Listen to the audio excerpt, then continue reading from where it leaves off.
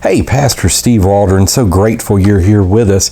We're looking at some evidence for Jesus from archaeology, ancient historical sources. It's a book I wrote 15, 16 years ago, I think 2007, The Ancient Historical Evidence for Jesus, and hopefully getting it republished. I don't think it's available right now. Now, by the time you see this, it may already be out. But let's get started. We're looking at Josephus. I've already done a video that goes through Tacitus, Suetonius, early papyri, some certain things like that, early crucifixion victim, a lot of things you can learn from that. So we're going to start with Josephus. I kind of ended on Josephus' last video. And so this is what is most likely what Josephus wrote about Jesus. Now, he also mentioned John the Baptist. He mentioned James, the Lord's half-brother. This is what he said about Jesus. He said, at this time, there was a man who was called Jesus. Oh, and by the way, I want to say thanks for being here. Do check out our other videos on the channel and join us daily. We're just so glad you're here. And please share. All right, and his conduct, talking about Jesus, was good, and he was known to be virtuous. And many people from among the Jews and the other nations became his disciples. Pilate condemned him to be crucified and to die. And those who had become his disciples did not abandon his discipleship. They reported that he had appeared to them 3 days after his crucifixion and that he was alive.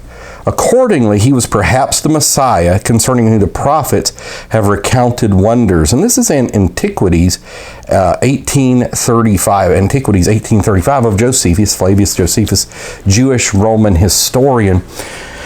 And so, I mean, you can see a lot of things from that. Pilate, good, virtuous, many disciples from other nations, and maybe he was the Messiah. I'm going to read a little bit about this particular quote because there seems to be a quote out there that's got some Christian interpolations, but it seems like there's a basis. What we just read is what Josephus actually wrote. It seems to be this would be the uncorrupted version. So another interesting fact about this particular book in which this portion of Josephus is found, that also recounts, we have found in many books of the philosophers, that they refer to the day of crucifixion of Christ. And this is, we have that in Arabic in the 10th century, quoting a 4th century text of Josephus. So a very early text of Josephus, the 300s AD. He was writing towards the end of the 1st century AD, like 90, 95-ish. And so they said then, you know, we have other things that talk about the crucifixion of Jesus as well. A lot of things have been lost over the centuries, obviously. So then the writer, this Arabic writer, he then lists some of these philosophers of whom are written some of modern scholars are unacquainted with. So from these two quotations, talking about the James quotation and this particular quotation, I'll go ahead and quickly read the James quotation that Josephus wrote about. It says in 62 AD, so he, the high priest, assembled a council of the judges and brought before it the brother of Jesus, the so-called Christ, whose name was James, together with some others, and having accused them as lawbreakers, he delivered over to be stoned. That's in Antiquities 9:1. So from these two quotations of Josephus, we see a secular recording of Jesus' life, accords well with the biblical narrative. We find Jesus had a half-brother named James. Jesus was known as wise, good, and virtuous. He had many disciples. Pilate condemned him to crucifixion. His disciples reported of a resurrection 3 days after his crucifixion. So obviously this harmonizes extraordinarily well. A 1st century witness of Jesus that harmonizes with the 4 Gospels almost perfectly. And you would have somebody, Josephus, who would, I think he came from a Levitical family. This would not automatically be a follower of Jesus, kind of antithetical actually to that, because we have some the Talmud and the Toledeth Yeshu and some other early Jewish writings about Jesus that are none too flattering. So next we come to Lucian of Samosata. And Lucian of Samosata was born around 120, died after 180 AD. And who was Lucian? Many of you probably heard of him. He was a noted satirist and rhetorician. And he had this to say about Christians and Jesus. So again, we've already seen Tacitus, the most eminent of Roman historians. Suetonius wrote the lives of the 12 Caesars, early papyri, early crucifixion victim. Let's see what else we've got that we've already gone over here as well. I think that may be all. Pliny the Younger and Trajan the Emperor in the very early 2nd century AD, about 112 AD, writing about them singing hymns to Christ as to God. And so Lucian of Samosata said this, and he was no friend of Christianity. The Christians, worship a man to this day. So again, Jesus considered God here. In the 2nd century AD, distinguished personage who introduced their novel rites and was crucified on that account. They're all brothers from the moment that they're converted and deny the gods of Greece and worship the crucified sage and live after his laws. So notice you've got the word of God. He's considered wise. They deny all the other gods. Look at Ephesians 20 on that. They're all brothers. The moment they're converted, the sage was crucified. He was to be worshipped. He was God. They have novel rites like communion, baptism in Jesus' name, all of this. And so he continues on. This is in the Death of Peregrine, 11 through 13. Also, Bill Cooper writes some great stuff on this from the United Kingdom. Creation Science Movement. It says, with the result that they despise all worldly goods alike, regarding them merely as common property. So that's interesting. So Lucian also mentions that Christians had sacred writings that they frequently read. And remember, they followed his law, so they had to have his writings. Several other times, Christians are mentioned in his Alexander the False Prophet in sections 25 and 29. Though he mentions Christians in a derogatory manner, it's just more secular attestation to the historicity of Jesus Christ by non-Christians from ancient sources. Now, you could go through the evidence that the 4 Gospels are great historical accounts. It was actually in the 1860s, one of the greatest, most eminent lawyers. I think he had his, the UCLA Law School at one time was named after him, that went into the testimony of the 4 evangelists, showing that they were great eyewitnesses. And the customs they presented were accurate customs. The geography that they presented was accurate geography and came from 4 different perspectives. So again, in green, who moved the stone and all this. You could go into the 4 Gospels or accurate historical witness, but some people just want to disbelieve the Bible out of hand. So we're going to look at some secular things, and that's what we're doing now. Another one of my personal favorites, is called the Nazareth Decree. And so in 1878, an intriguing marble slab was discovered in Jesus' hometown of Nazareth. The slab measured approximately 15 by 24 inches, and inscribed on it was the ordinance of Caesar. It was issued during the reign of Claudius Caesar, and he reigned from 41 to 54 AD. It was an issuance of the death penalty for anyone removing a body from a grave. Now remember, this is in Nazareth, Jesus the Nazarene. This would appear extraordinarily odd on the surface. There's such a relatively minor offense. But when you realize that the world had been turned upside down by people claiming that one risen from the dead from Nazareth, and Jews were combating the news by telling the story that disciples had stolen the body, Matthew 28, then this issuance becomes explainable. This could also be further corroboration coinciding with the decree in 49 AD of Claudius expelling the Jews from Rome at the instigation of Chrestus. And this goes back to Tacitus and Suetonius. So that's pretty fascinating, that the Nazareth Decree. Now, like if you go to Wikipedia, I've noticed they've kind of watered way down the Nazareth Decree, but it's a tremendous attestation for Jesus. Now, Jewish burial ossuaries. We're not even talking about James, the brother of Jesus, ossuary, the Caiaphas ossuaries, but listen to this. In 1945, 2 ossuaries, Jewish burial boxes, they'd put them in the grave, let them stay there a year in, stone tombs, put them in Abraham's bosom underneath, and then when they were fully decomposed, they would put the bones in a burial box called an ossuary. Jewish stone receptacles for bones were found near Jerusalem. They were found in a tomb in use before 50 AD. Inscribed on one ossuary was a prayer to Jesus for help, and on the second was a prayer to Jesus for resurrection. So, before 50 AD, they're already praying to Jesus as God.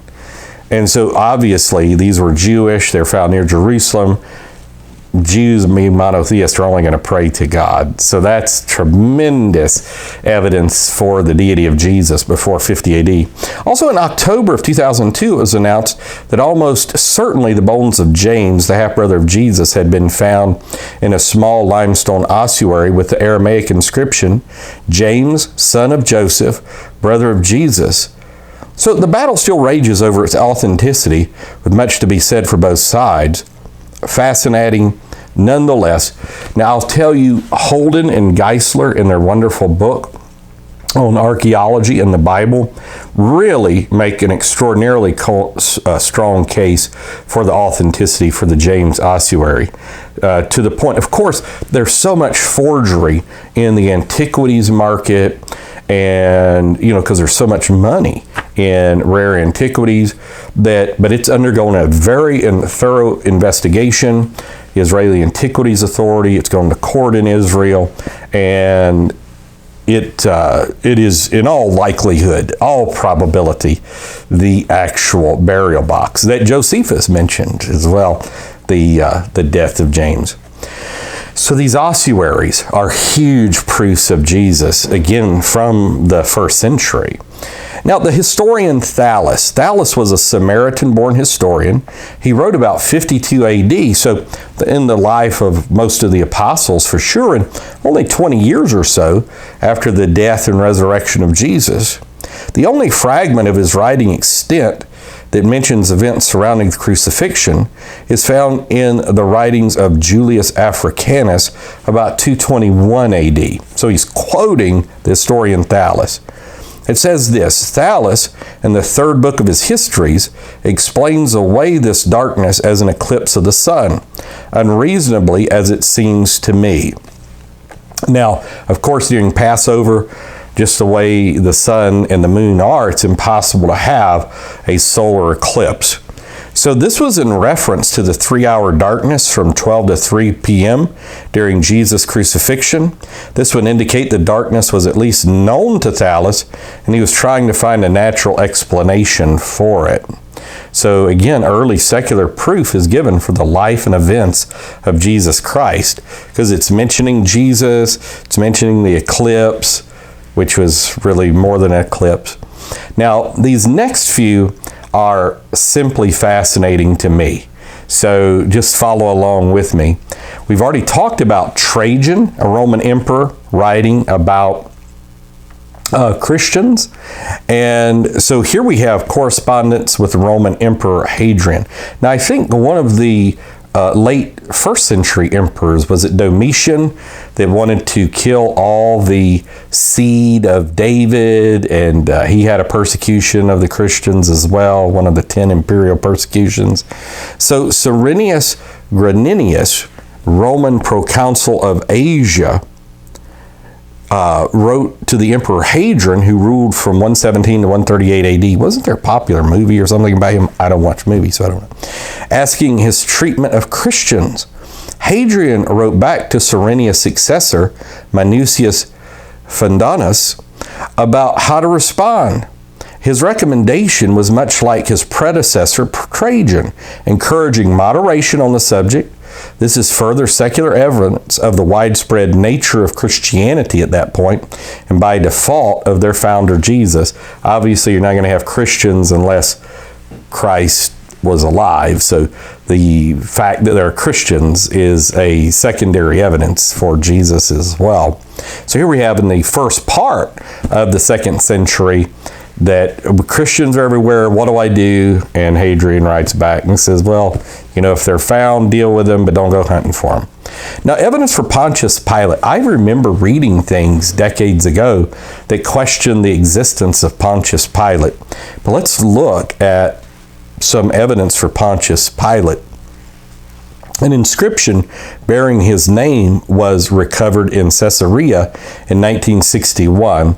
I've been where that was. I've seen the reproduction there. kind of on the beach there.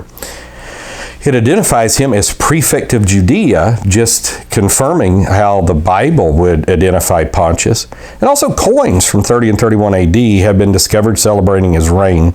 And the pavement, the Gaba, which he judged Jesus from, has been discovered as well. So all secular attestations to the veracity of biblical truth that Jesus did in fact live as an historical figure. And of course, it was Tacitus and Suetonius also mentioned Pilate as well. So in conjunction with Pontius Pilate, it's interesting not only that early Christians were quite indisputably certain that Roman imperial records confirm the testimony of Jesus, people like Justin Martyr and Tertullian would appeal to them. So Justin Martyr wrote to the emperor in 150 AD. He was an early kind of a Christian, but we won't go into all of that. He had some unique beliefs concerning the crucifixion, 150 AD, and that these things did happen, you can ascertain in the Acts of Pontius Pilate. And this is in his First Apology 35. So he's appealing to the Roman emperor, says, because the Romans were known as record keepers, saying, look, you can prove Jesus lived, was crucified, rose again. Look in your records. Later in the First Apology, 48, he writes concerning Jesus' miracles, and that he did those things you can learn from the Acts of Pontius Pilate. So he's appealing to the Romans. This would be like somebody writing to the president saying, look in the Library of Congress. Look at the records of Congress. This happened. The records are there. So Justin, writing to the emperor, was actually saying that in order to validate his points, all the emperor needed to do was check the official imperial records at Rome, and they would validate him. So to me, that's tremendous proofs of Christianity, and that Justin was writing this for public circulation, so to speak, his letter to the emperor, and he's saying, anybody go look at the Roman records. And this was the importance of the genealogies in Matthew and Luke as well, because they kept intricate genealogies at the temple. And so basically Matthew and Luke are saying, go to the temple, look. And to our knowledge, the Jews never said, well, the records aren't in the temple. They never attacked the veracity of Jesus from that way, to my knowledge. But anyhow, other references by Justin Martyr, Roman and census, and taxation, Roman emperors, Antonius Pius and Marcus Aurelius. So in his First Apology 34, Justin indicates that you could prove that the taxing and census happened in the days of Jesus by the governmental Roman registers. So that's pretty significant. In his First Apology 70, he records a letter written by Antonius Pius, emperor from 138 to 161, to the General Assembly of Asia, telling them that they are too vehement in their reactions toward Christians. Again, early secular references to Christians, and by default, their founder, Jesus. Now I'm going to stop there because the next one is absolutely fascinating. You don't want to miss it. So Jesus lived, and the historical evidence is just irrefutable. So the people that say that Jesus never lived, I don't know where they're getting the information, but it's not a learned position. So God bless you. We love you. See you later. Bye-bye.